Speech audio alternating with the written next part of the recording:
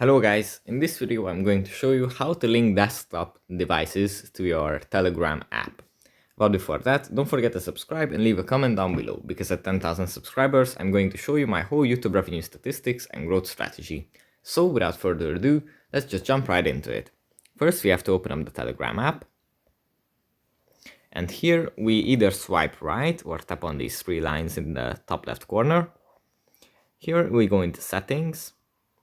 And in the settings, we scroll down a little bit and tap on devices. And here we just tap on link desktop device. And after allowing the Telegram app to use the camera, we just scan the QR code that's shown in our desktop application. And then the two things are linked. So yeah, that's pretty much it for this video. Hope it was helpful for you guys, and see you in the next one. Bye.